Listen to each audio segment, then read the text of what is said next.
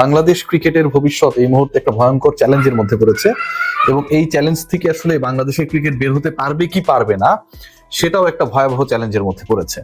কেন বলছি, এখন থেকে আমি কন্টেন্টটা যখন রেকর্ড করছি তার 10 মিনিট আগে ESPN ক্রিক ইনফো তারা জানিয়েছে যে বাংলাদেশের বিশ্বকাপ খেলা না খেলা ইস্যু, ভারতে গিয়ে বাংলাদেশ দল বিশ্বকাপ খেলবে কি খেলবে না সেই ইস্যু নিয়ে যে আলোচনাটা শুরু হয়েছিল চলতি মাসের জানুয়ারি মাসের 4 তারিখে, আজকে 21 তারিখ, আজকে সিদ্ধান্ত হবার কথা ছিল, সেটা এমন একটা পর্যায়ে গেছে যেখানটায় আসলে বাংলাদেশের সামনে এই মুহূর্তে অপশন হচ্ছে দুটা।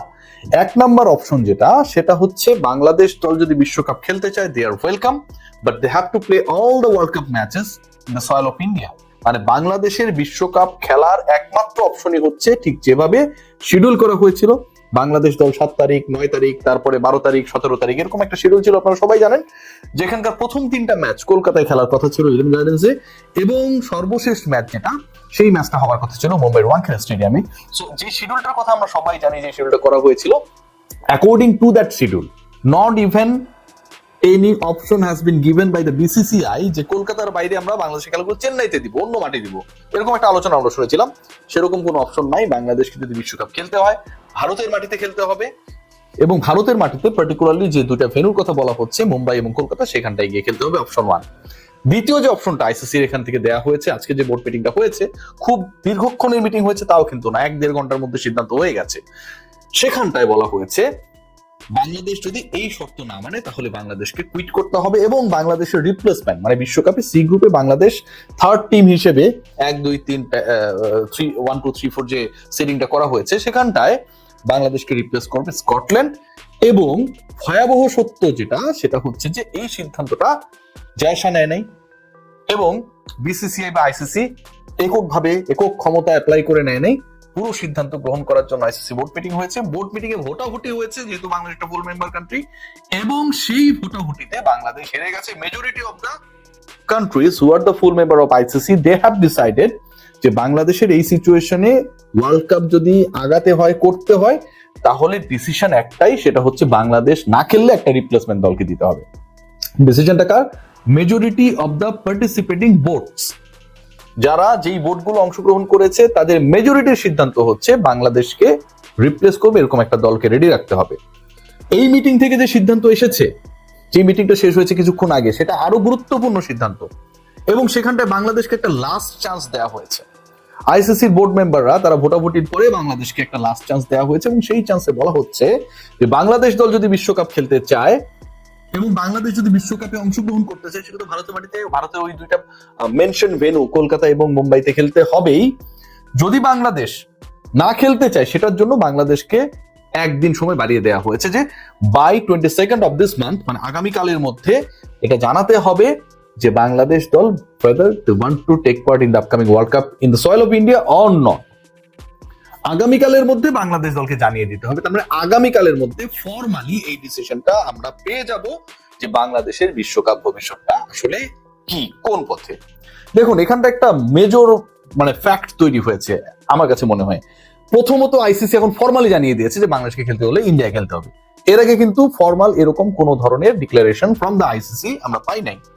দ্বিতীয়ত, ICC যে board member, full members country যারা রয়েছে, তারাও ফর্মালি তাদের ডিসিশন দিয়েছে। They are the part of the voting. So voting এ তারা যখন অংশগ্রহণ করেছে, সেখানটায় তারা এটা এনশিওর করেছে যে বাংলাদেশ যদি খেলে, বাংলাদেশকে তাদেরও মত এটা যে ইন্ডিয়াতে খেলতে হবে, আদারওয়াইজ বাংলাদেশের রিপ্লেসমেন্ট নিতে হবে। থার্ড যে পয়েন্ট, সেটা হচ্ছে বাংলাদেশ সরকার, BCB, তারা এই মুহূর্তে ভয়াবহ প্রেসারে, কারণ তাদেরকে এই 24 ঘন্টার মধ্যে সিদ্ধান্ত জানাতে হবে।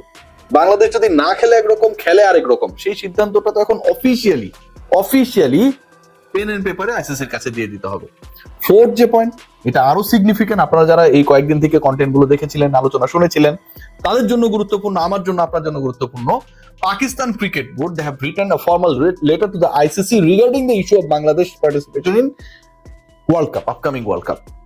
সেখানটায় কি বলা হচ্ছে, সেখানটায় পাকিস্তান ক্রিকেট বোর্ড যে রিকোয়েস্ট লেটারটা লিখেছিল, যেই ঘটনা ঘটেছিল জানুয়ারি মাসের 4 তারিখে, পাকিস্তান ক্রিকেট বোর্ড ICCর কাছে চিঠি দিয়েছে আজকে, মানে যেদিন মিটিংটা কল করা হয়েছে, আজকে পাকিস্তান ক্রিকেট বোর্ড ICCর এই সভায় কোথাও কোনোভাবে কোনো বাক্যে সরাসরি অথবা সরাসরি না, প্রত্যক্ষ পরোক্ষভাবে কোথাও বলে নাই যে বাংলাদেশ যদি না খেলে তাহলে পাকিস্তানও খেলবে না।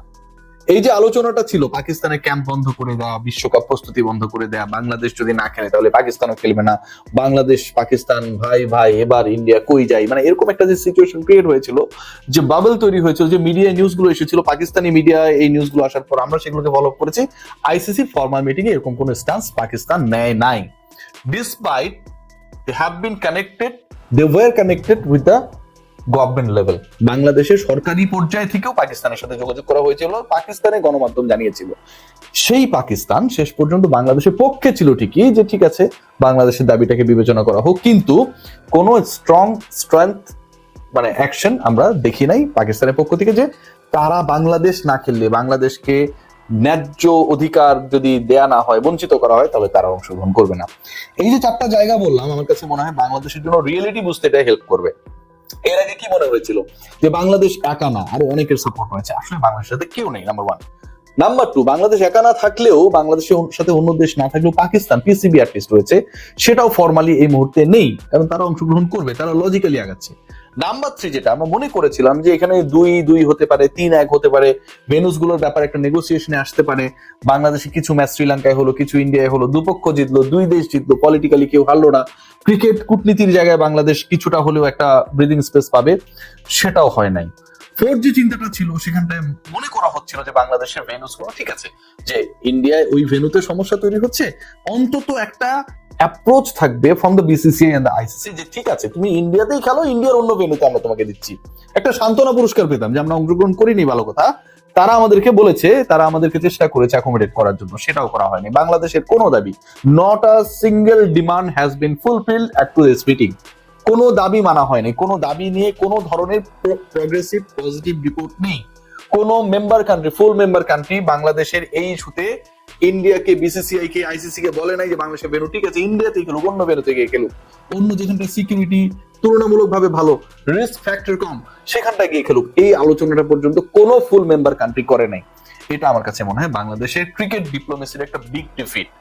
আমরা খেলতে চাইনি ভালো কথা, আমাদেরকে অপশন দেওয়া হয়েছে, খেললে ইন্ডিয়া খেলতে হবে, না খেললে না, আমরা হয়তো সেকেন্ড অপশনটাই চুজ করবো যে আমরা খেলবো না, কিন্তু ক্রিকেট ডিপ্লোমেসিতে আমাদের পক্ষে যে কেউ স্ট্রং ভয়েসটা রেজ করলো না, কেউ অন্তত এটা বললো না যে ইন্ডিয়ার মধ্যেও ভেন্যুটা চেঞ্জ করা হোক, আমরা ওটাতেও খেলতাম না, কিন্তু এই কথাও তো কেউ বললো না। এটা আমার কাছে মনে হয় বাংলাদেশের ক্রিকেট ডিপ্লোমেসিতে একটা বিগ ডিফিট, এবং সেই ডিফিটটা আজকে আমরা অর্জন করলাম। সো আসলে কিছুই বলার নেই, it's a very bad luck for Bangladesh. এবং আগামী 24 ঘন্টাও ঠিক না, ইনফ্যাক্ট 16-17 ঘন্টার মধ্যে বাংলাদেশ গভর্নমেন্ট